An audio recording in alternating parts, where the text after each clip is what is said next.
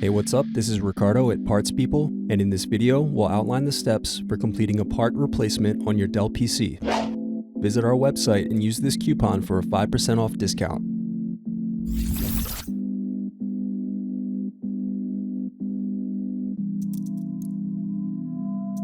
Unscrew and remove bottom base.